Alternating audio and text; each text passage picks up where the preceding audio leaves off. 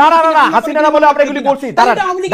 আমি আমরা বলি হাসিনারা বলে আমরা এগুলি শেখ হাসিনা নিয়ে বলছি। আমি আপনার ঘটনাটা বলি। আমি ছোট হোক বড় হোক, আমি বলি ছোট হোক বড় হোক, আমি প্রতিষ্ঠান চালাইছি।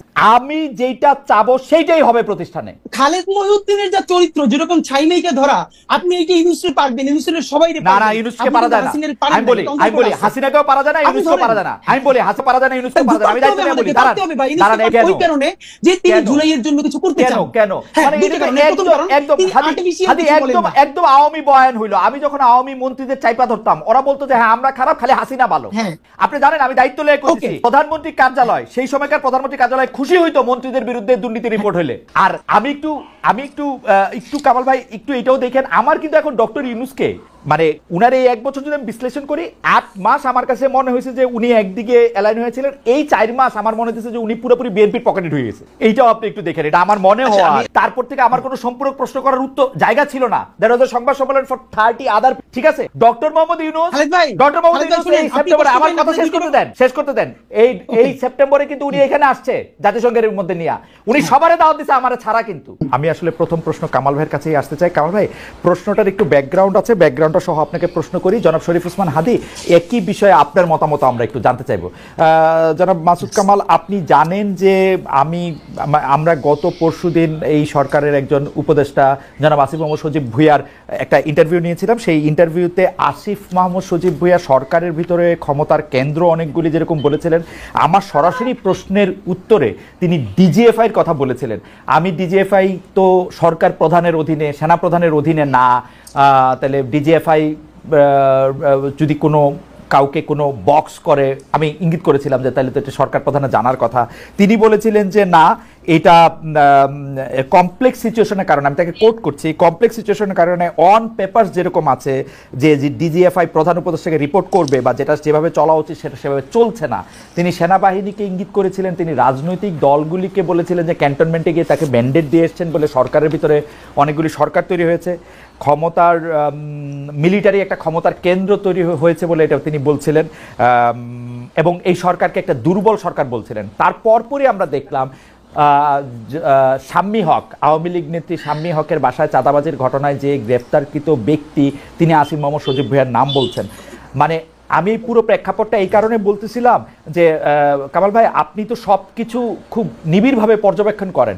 আমরা এখন কাকে বিশ্বাস করব? মনে করেন যদি কয়েকজন উপদেষ্টার নামে কিছু দুর্নীতির অভিযোগ থাকে, তারা যদি দুর্নীতি করেন সেটা একটা অবস্থা, কিন্তু সরকারের ভিতরে যদি আরেকটা সরকার, ক্ষমতার কেন্দ্র, ডিজিএফআই এজেন্সি, যেটা যার নিয়ন্ত্রণ করার কথা তাকে নিয়ন্ত্রণ না করে অন্যদেরকে এটা গ্রুপ করে, সেইটাকে আপনি কি বলবেন?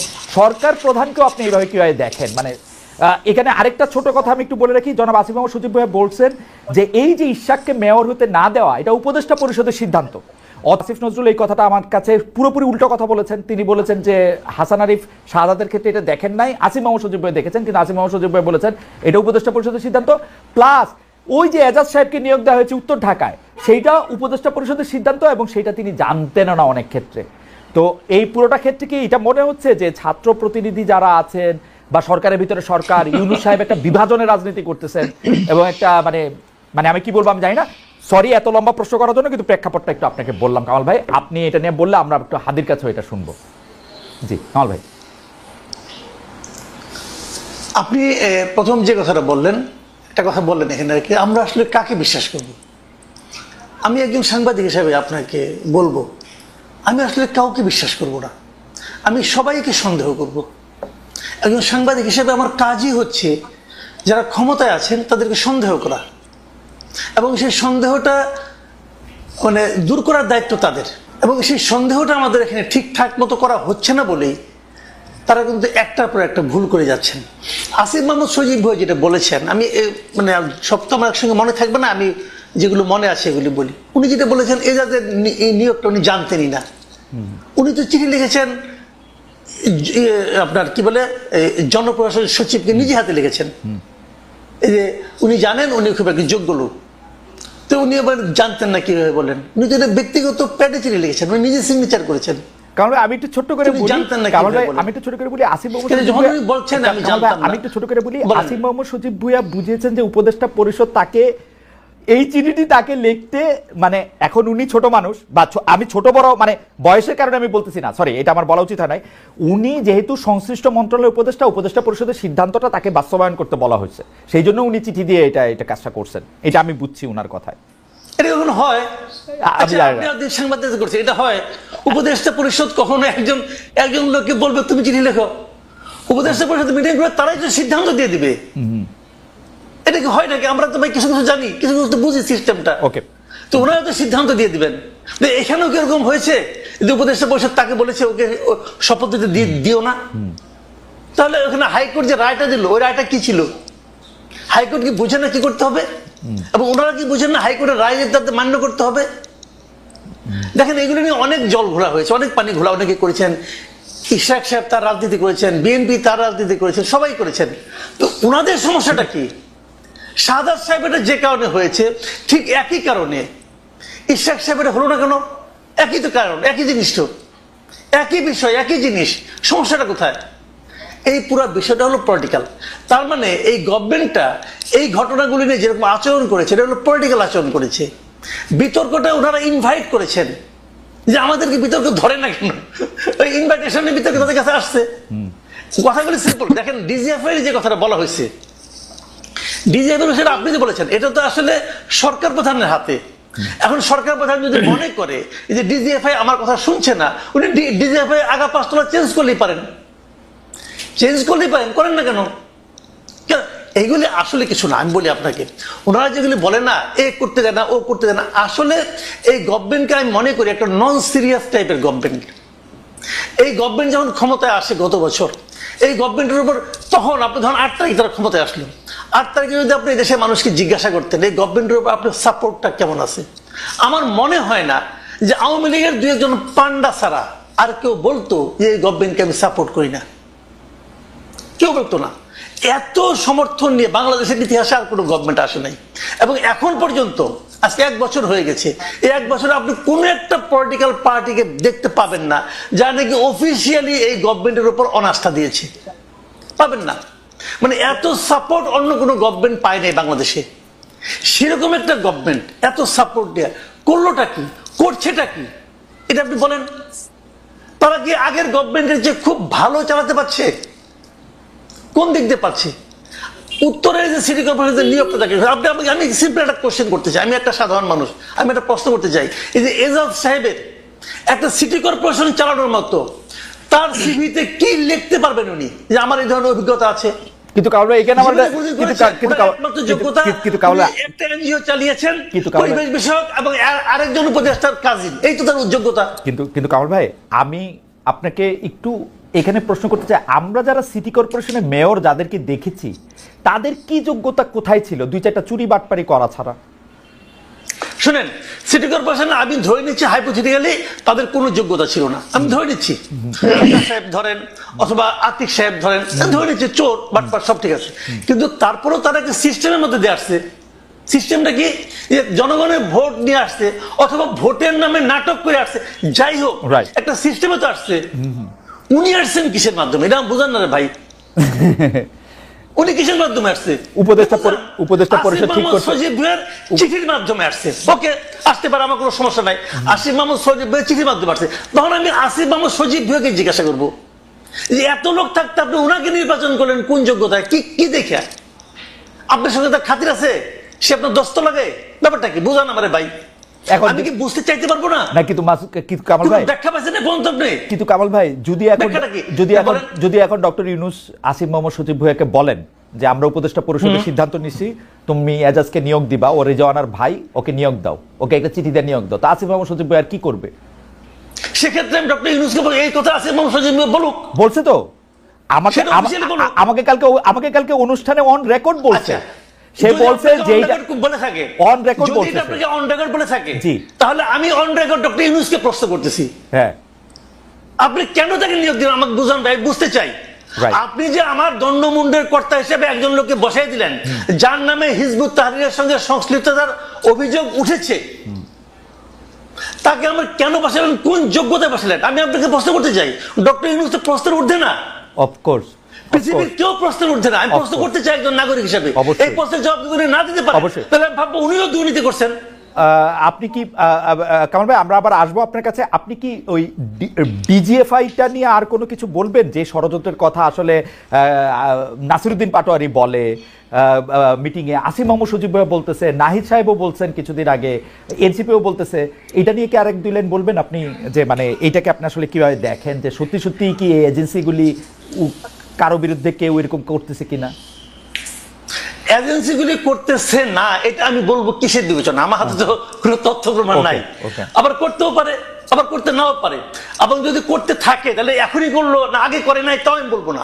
সমস্যাটা কি হয়েছে আমি বলি, যদি কিছু করে অথবা না করে, যখন কোনো একটা বিষয় আমার বিরুদ্ধে যায়, যখন কোনো একটা বিষয় আমাকে বিব্রত করে, তখন আমি কিন্তু একটা ভিলেন খুঁজে বেড়াই।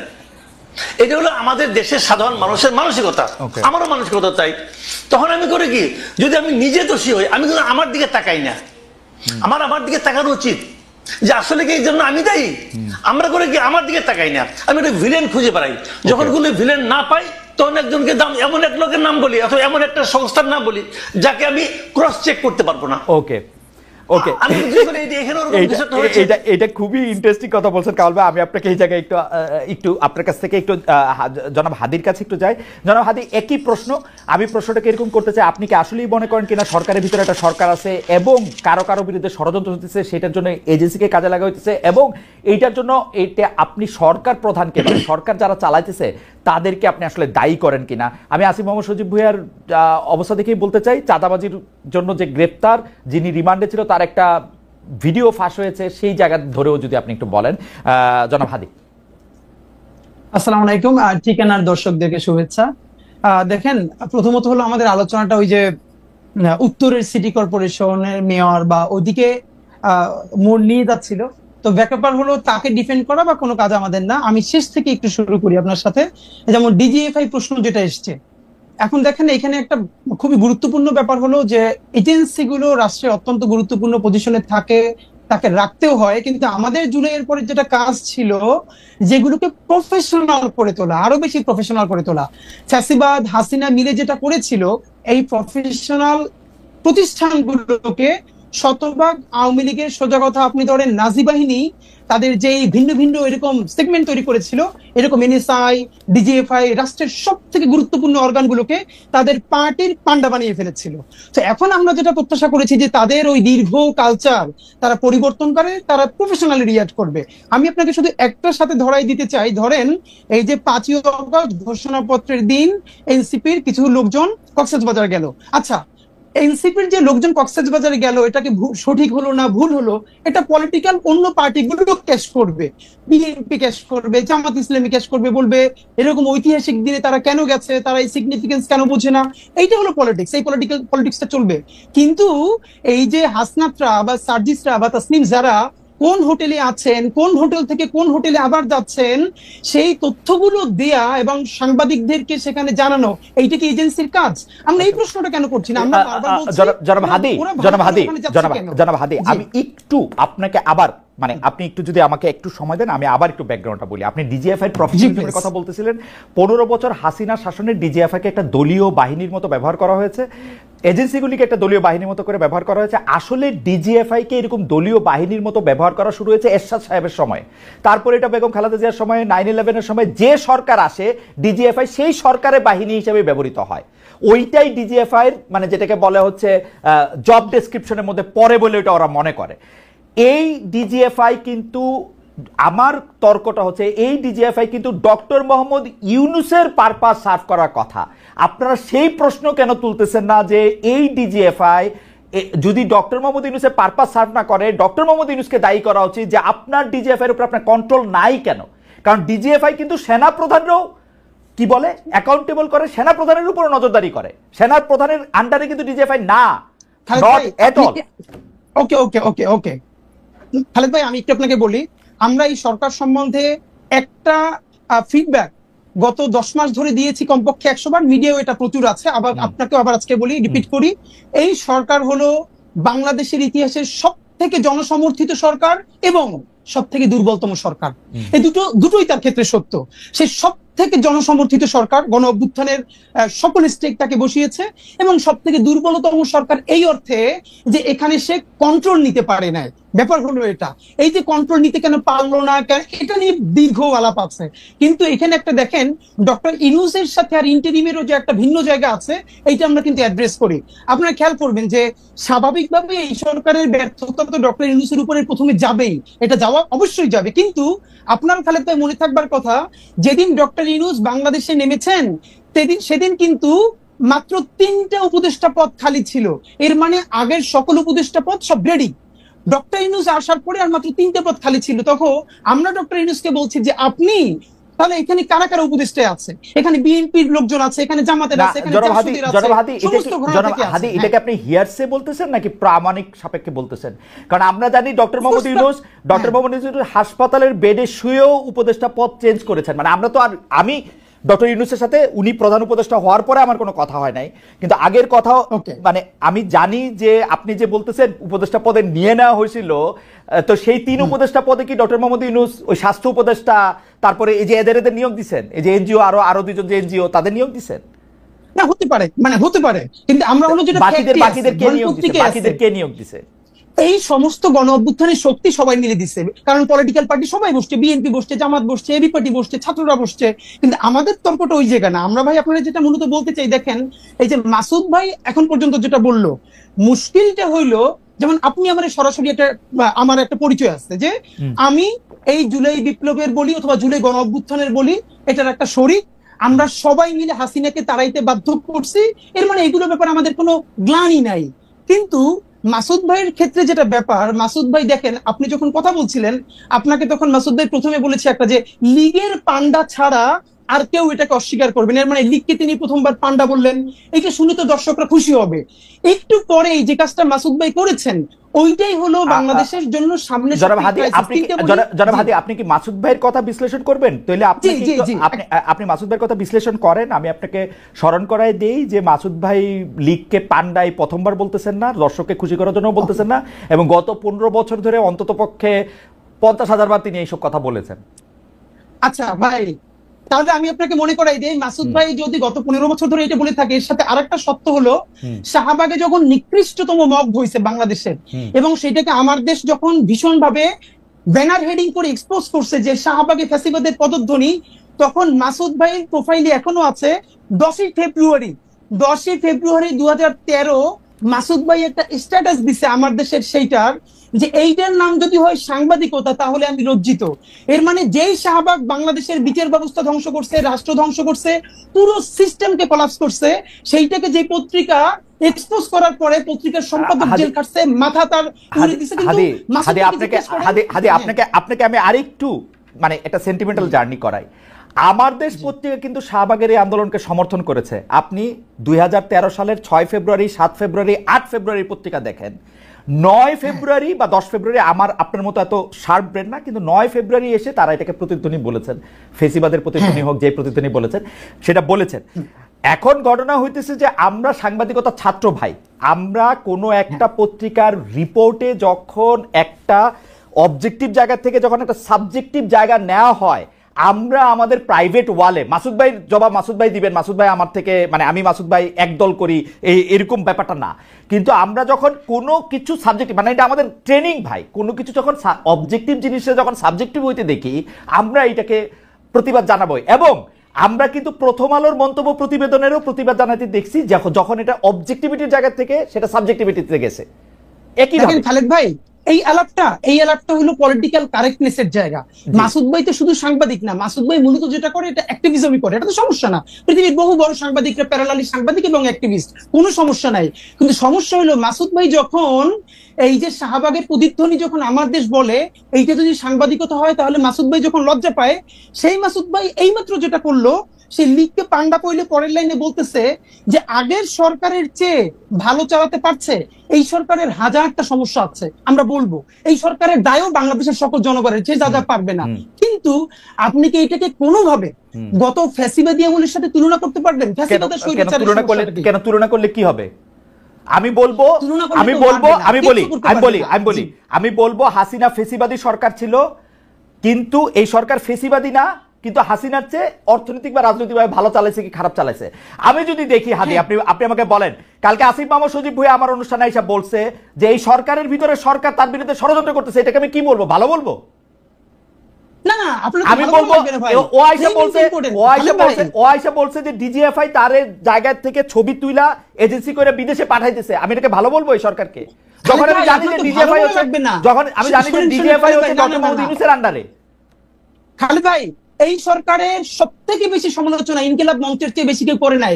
শব্দ ধরে ধরে, বাক্য ধরে ধরে গত একটা বছর আপনি জাস্ট পত্রিকা দেখেন, আপনি মিডিয়া দেখেন, কিন্তু প্রবলেম হলো আপনি যখন ফ্রেমিংটা, আপনি যখন একটু আগে বললো না যে এই যে ভাই একটু আগে বললো যে আপনি যখন জিজ্ঞেস করলেন মাসুদ ভাইকে যে তাহলে এর আগের যে ওই যে বর্তমান উত্তরের মেয়র সে যোগ্য না, তাহলে আসলে যোগ্যতাটা কি? তখন ভাই বলল যে ধরে নিচ্ছি তারা চোর, মানে ধরেন খোকা ভাইয়ের কথা বলেছে, আদিক সাহেবের কথা বলেছে, এর মানে মাসুদ ভাই বলছেন ধরে নিচ্ছি চোর, এর মানে কি চোর ধরে নেওয়া লাগবে? তারা চোর না। আমি আপনাকে বলি, আপনি অনেক জনপ্রিয় মানুষ, প্রচুর লোক আমাদের এখানে আপনাকে দেখতেছে, কিন্তু আপনি কিন্তু মানে আমি জানি না মানে আপনি খেয়াল করতেছেন কিনা, ধরে নেই চোরের পাশাপাশি উনি যেই কথার উপর স্ট্রেস দিচ্ছেন সেইটা হচ্ছে যে উনারা একটা সিস্টেমের মধ্যে আসছেন, ভোট বা ভোটের নামে প্রহসনের নামে, ভোটের নামে প্রহসনের নামে, আর উনি আসছেন আর এজাজ সাহেব আসছেন। কালকে আসিফ মাহমুদ সজীব ভাই বলছে যেটা সরকারের উপদেষ্টা পরিষদ সিদ্ধান্ত নিয়েছে আমাকে দিয়ে, মানে আমি এটা এক্সিকিউট করছি মাত্র। এখন খালেদ ভাই, এটা কি আপনার কাছে ভালো সিস্টেম লাগতেছে? হাদি, আমার কাছে ভালো উত্তর আছে, আমার কাছে ভীষণ ভালো উত্তর আছে, আমি দিব না। যদি আমি সরকারের স্পোক্স পারসন হইতাম আজকে, আমি যদি শফিক ভাই হইতাম অথবা আমি যদি এনসিপির মুখপাত্র হইতাম, তাইলে আমি উত্তরগুলো দিতাম। কিন্তু আমি যেহেতু ইনকিলাব মঞ্চের মুখপাত্র, এই সরকারের আমি তো হাজারটা ক্রিটিক করি, সুতরাং আমি তাকে ডিফেন্ড করব না। আমি শুধু বলে নিচ্ছি যে এই যে শব্দগুলো চয়নের জায়গা, যে ধীরে ধীরে যেরকম ন্যারেটিভ নির্মিত হয়, আমি শুধু এই জায়গাটা ফোকাস আমি আমার মনে হয় যে আমি হাদি সাহেবকে বুঝতে পেরেছি। আমি কামাল ভাই আপনার কাছ থেকে একটু জানতে চাই, এইটা কিন্তু সত্যি কথা, আপনি মাঝে মাঝে যেহেতু আপনি অনেক জনপ্রিয় মুখ, আপনার কথায় শব্দ চয়নে অনেক সময় মনে হয় যে আপনি আওয়ামী লীগকে এই সরকারের থেকে ভালো বলতেছেন, আওয়ামী লীগ আপনার দ্বারা বেনিফিটেড হইতেছে, এটাও মনে হয়। এবং আপনি হাদিকে শুনেছেন, আমার কোনো প্রশ্ন এই পর্যায়ে নাই, আপনি যদি এটাকে একটু অ্যাড্রেস করেন। সরি, দেখেন আমি বলি আপনাকে, জি আমি কিন্তু মানে এখানে হাদি যে কমপ্লেনগুলো আমার বিষয়ে তুলেছেন, আমি খুব খুশি হয়েছি এই কারণে এই প্রশ্নগুলোর আমি আসলে জবাব দিতেই চাই, কিন্তু দেওয়ার সুযোগ পাই না। মনে করেন আমি যদি হুট করে বলি, বলবো যে ভাই তোমার তো জিজ্ঞাসা করে না, তুমি বলো কেন, এটা কি ঝামেলা? তো প্রশ্নগুলি উত্তর দেওয়া দরকার। আমি একটা একটা করে বলি। প্রথমত বলি, শেষ থেকে বলি, যে এই সরকারের চেয়ে আওয়ামী লীগ সরকার ভালো, এটা আমি কখনো উচ্চারণ করিনি এবং ঘুণাক্ষরে চিন্তাও করি না। আমি চিন্তাও করি না, এটা আমার চিন্তার বাইরে। কারণ এই সরকার খারাপ কিছু করলে আমরা বলতে পারতেছি। আমি ডক্টর ইউনূসের কোনো একটা কাজ পছন্দ না হলে আমরা বলতে পারতেছি। হাসিনা সরকারের সময় আমরা সরাসরি বলতে পারতাম না, আমিও বলতে পারতাম না, আমি অনেক কিছু বলছি। আমি হাসিনা গভর্নমেন্টের বিরুদ্ধে, তার কর্মকাণ্ডের বিরুদ্ধে, বিভিন্ন কাজের বিরুদ্ধে অনেক কিছু বলছি, কিন্তু এখন যেভাবে সরাসরি বলি, এতটা সরাসরি বলতে পারতাম না। কারণ আমার কিন্তু কেউ থ্রেট দেয় নাই। আমি আবার বলি আপনাকে, আমার হাসিনা সরকারের আমলেও কেউ কখনো থ্রেট দেয় নাই, এই সরকারের আমলেও আমার কখনো কেউ থ্রেট দেয় নাই। আমি বলেন যে দেয় না, আমাকে বলে হাসিনা সরকার আমলে থ্রেট দেয় নাই, তার মানে তুমি তলে তলে আওয়ামী লীগ আসিলা, তাহলে এই সরকারের আমলে তো আমার কেউ থ্রেট দেয় নাই, তাহলে আমি তলে তলে এর সঙ্গে আসি না। কামাল ভাই, আমি একটু যোগ করি, হাসিনা সরকার আমলে এটা ভয়াবহ ছিল, কারণ আমি যেহেতু এই বিজনেসে আসি, মানে সরি এই চাকরিতে আসি 28-29 বছর ধরে, আমি কিন্তু খেয়াল করি। কামাল ভাই আপনি দেখেন, এখন কিন্তু যে কোনো টেলিভিশন, যে কোনো আপনাকে ডাকতে দ্বিধা করে না, বরং আপনাকে চায়, আপনি সময় দিতে পারেন না, যদিও আপনি সরকারের প্রতি অনেক বেশি ক্রিটিক্যাল। কিন্তু যখনই আপনি আওয়ামী লীগ সরকারের প্রতি ক্রিটিক্যাল ছিলেন, আমরা বিদেশে বসে আপনাকে পাইতে হইতো, অন্য টেলিভিশন আপনাকে ডাকতে সাহস করতো না। এই একটা স্পষ্ট তফাৎ আছে, এই স্পষ্ট বুঝতাম না। জি, আমি ওটা হয়তো ওটা আমি বুঝতাম না, কিন্তু আমি যেটা বুঝতাম, আমি বলি আমাকে 2-1 ডিজিএফআই থেকে কফি খাওয়ার দাওয়াত দিছি, রাইট, আগের আমলে, বাট আমি যাইনি। আমি বলছি আমার সময় নাই। তারা কিন্তু আমার সাথে অভদ্র আচরণ করে না, ধমকায় নাই। এখন তাই বলে কি ওদেরকে আমি সমর্থন করি? নো, কোনো বিবেচনাতেই করি না। এবং আমি আবারও তো বললাম যে আমি এই সরকারের চেয়ে ওটাকে ভালো, বেটার, এটা মনে করার কথা আমি চিন্তাও করি না। কারণ ওই সরকারে এত এত সমস্ত লোক ছিলেন, খোদ সরকার প্রধান থেকে শুরু করে শেখ হাসিনা সম্পর্কে আমি যে সমস্ত কথাবার্তা বলেছি, হাদি হয়তো ভুলে গেছে, হয়তো অন্য কিছু নিয়ে ব্যস্ত ছিল, আমার মতো ক্ষুদ্র মানুষের কথা তার খেয়াল করার দরকার নাই। কিন্তু আমি আবারও বলি যে আমি কখনোই তাদেরকে, মানে আমি মনে করি বাংলাদেশের সবচেয়ে বড় ক্ষতিটা শেখ হাসিনা এবং তার আশেপাশের লোকজন করে দিয়ে গেছেন ভাই। এটা রিয়েলিটি, এটা মানতে আমার কোনো দ্বিধা নাই, আগেও শুনে এখন। আমি টু দ্য পয়েন্ট একটা প্রশ্নের জবাব দিই, যে প্রশ্নের জবাব আপনি কিছুটা দিয়েছেন। সেটা হলো যে শাহবাগের ওই আন্দোলন নিয়ে, ওইটা নিয়ে ওই সময়ে ইনকলাবের যে জিনিসটা হয়েছে, আমি ওইটাকে জার্নালিজম মনে করি না। না ইয়াতে আমার দেশ পত্রিকায় আমি মনে করি, আমার দেশ, সরি ইনকলাব আমার দেশের, ওটাকে আমি জার্নালিজম এখনো মনে করি না। আমি মনে করি অ্যাক্টিভিজম এবং জার্নালিজম দুটো ডিফারেন্ট জিনিস, টোটালি পার্থক্য, মানে আলাদা জিনিস একটা। উনি যেটা করেছেন, মাহমুদুর রহমান সাহেব উনি আসলে সাংবাদিক না তো ভাই, এটা বলে লাভ নাই। আমার একটা প্রশ্ন আছে, কারণ ভাই আপনি আমার দেশের মাহমুদুর রহমান সাহেবের জার্নালিজমকে জার্নালিজম মনে করলেন না, কিন্তু 10 বছর ধরে আমাদের অন্যান্য পত্রপত্রিকা বা সাংবাদিকরা যা করছে তা কি জার্নালিজম ছিল? তারে কি আপনি এত কঠিনভাবে আক্রমণ করছেন, নাম ধরে বলছেন? আমি একটা কথা বলি আপনাকে, কয়েকদিন আগে জনকণ্ঠ দখল হয়ে গেল, কয়েকদিন আগের কথা, দখল হয়ে গেল, আবার চলে আসলো, ওরা আবার আপোষ করে ফেরাইলো। জনকণ্ঠ যখন দখল হলো, আমি দখল হওয়াটাকে কিন্তু আমি সমালোচনা করেছি। আবার পাশাপাশি আমি এটাও বলেছি যে শামীমা খান কিভাবে জনকণ্ঠের সম্পাদক হয়েছেন এটা আমি বুঝতে পারি না, কারণ আমি জনকণ্ঠের সাংবাদিকতা করেছি টানা 12 বছর। কিন্তু কামাল ভাই, এবং শামীমা এখানে একদিনের জন্য ওখানে আসেন নাই, কিন্তু কামাল ভাই হাজবেন্ড মারা যাওয়ার পরে উনি সম্পাদক হন কিভাবে? কিন্তু কামাল ভাই, আমি বুঝি না। কামাল ভাই এটা বলতে পারবো না। কামাল ভাই, আতিকুল্লাহ খান মাসুদ কিভাবে সম্পাদক হয়েছেন, জনকণ্ঠের সম্পাদক, সেই প্রশ্ন তো আপনি তুলেন নাই। মাহমুদুর রহমান সাহেবের যে যোগ্যতা আছে, ওটা আমি তুলছি, আতিকুল্লাহ খান মাসুদ তুলেছি, আমি বলি আপনাকে, ওটাও আমি তুলেছি, কেন তুলবো না? ওইটা আমি বলি, ওটা আমার একটা লেখা আছে ভাই। আমি রিপোর্টার ভয়েস যেটা আছে, সেই ডিআরইউ ম্যাগাজিন বের হয়, ওখানে আমি স্পষ্ট করে লিখেছি যে উনি কিভাবে সম্পাদক হলেন, মালিক হিসেবে সম্পাদক হলেন। সবাই তারা মানিয়ে নিছে, তখন আমি জুনিয়র রিপোর্টার, আমি মানিয়ে নিছি, বলেছি আমি ওখানে। এটা কেন বলবো না? বাংলাদেশে তো সবাই, বাংলাদেশে তো সবাই মালিক সম্পাদক। আনার হোসেন মঞ্জু কিভাবে সম্পাদক হলেন ইত্তেফাকের?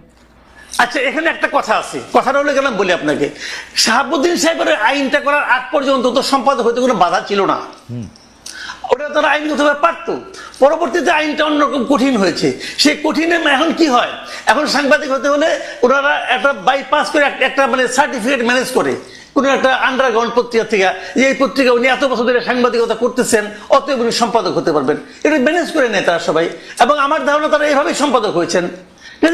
তবে আমি যেটা বলছিলাম যে তখন ওই মূল পয়েন্ট আসে, তাহলে আবার পরে আবার জবাব দেওয়ার সময় পাবো না, পরে প্রসঙ্গ উঠবেও না।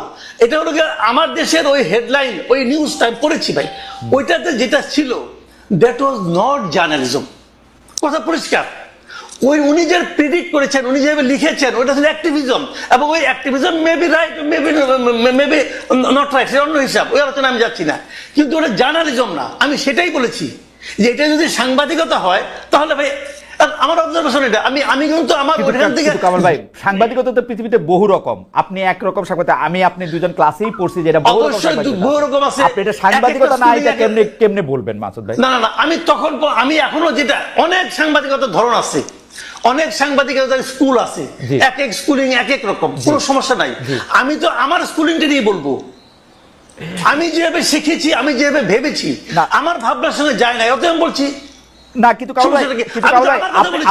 কামাল ভাই, আপনি যদি এই আপনার লিটমাস পেপারে ঘষেন, তাহলে আমেরিকার অর্ধেক টেলিভিশন বাদ পড়ে যাবে, অর্ধেক নিউজ পেপার বাদ পড়ে যাবে, লন্ডনের অর্ধেক নিউজ পেপার বাদ পড়ে যাবে, ভারতে তো টিকবেই অল্প কয়টা।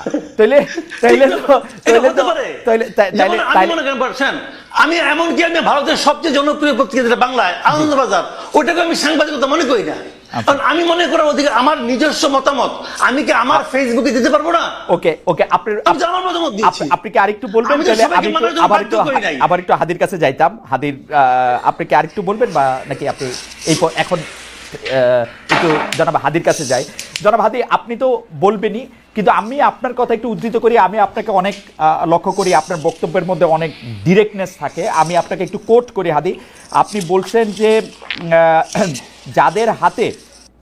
যাদের অ্যান্ড্রয়েড ফোন কেনার সামর্থ্য ছিল না, তাদের হাতে এখন আইফোন, এটা কাদের উদ্দেশ্যে দিয়েছেন? মানে এটা কি মানে এই বক্তব্যকে এনসিপির কারো গায়ে লাগতে পারে? মানে প্রায় একই সময় জনাব মাহফুজ আলমও একটা স্ট্যাটাস দিয়েছিলেন, পরে যেটা আবার তিনি কারেক্ট করেছেন যে কেউ যখন একা মানে তিনি ইঙ্গিত করেছিলেন নতুন একটি রাজনৈতিক দল যদি দেখে যে এর মধ্যে অনেকেই দুর্নীতির সাথে জড়িত, একজন যদি না করে, তাহলে এইটা কি আপনি একটু বলবেন? এই আর্থিক অভিযোগ, আন্দোলনের বিভিন্ন ধরনের সমন্বয়ক বা সদস্যদের বিরুদ্ধে অনেক আর্থিক অভিযোগ যে রয়েছে, সেটা সম্পর্কে আপনার অবজারভেশনটাকে একটু আপনি বলবেন, যেহেতু ইনকিলাব মঞ্চ আমি বলছি ভাই, বলছি ইনকিলাব মঞ্চ প্রেসার গ্রুপ হিসেবে।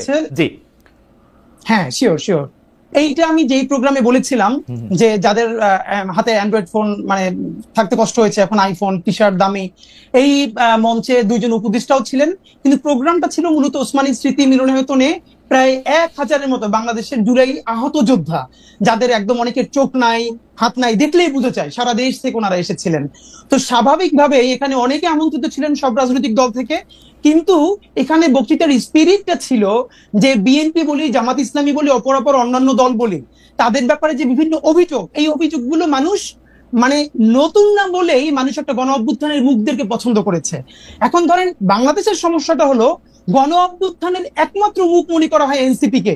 না রে ভাই, এনসিপি ছাড়াও যারা এনসিপি তে যোগ দেয় নেয়, এরকম আরো অনেকগুলো স্টেক হোল্ডার আছে যারা পলিটিক্স করতেছে না, সরাসরি পার্টিতে জয়েন করে না, কিন্তু গণ অভ্যুত্থানের বিশাল শক্তি। তো আমরা যেটা স্পষ্ট করে বলি যে যেই ছেলেটা যেই মেয়েটা আন্দোলনের প্রধান মুখ ছিল বা ছোট করেও ছিল, তাদের যদি ছোট নৈতিক পদস্খলন ঘটে, এটা আমাদের রক্তক্ষরণ হয়। এর কারণ হলে মানে কি, আমরা এটা বলেছি বিএনপি চাঁদাবাজি করতে পারবে, জামাত করতে পারবে, বা অন্যান্যরা করলে সমস্যা নাই, তোমরা করলে সমস্যা না, এটা আমরা স্পেসিফিকলি শুধু এনসিপি কেও বলি নাই।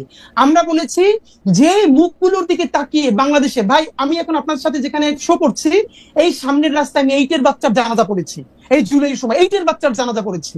তো বাবা মা ভাই বোন মিলে পরিবার নিয়ে যারা রাজপথে নেমেছে বুলেটের সামনে, এই মুখগুলোর জন্য, এই মুখগুলো যদি কোনোভাবে সামান্য নৈতিক পদস্খলন ঘটে, মানুষের হৃদয়ে রক্তক্ষরণ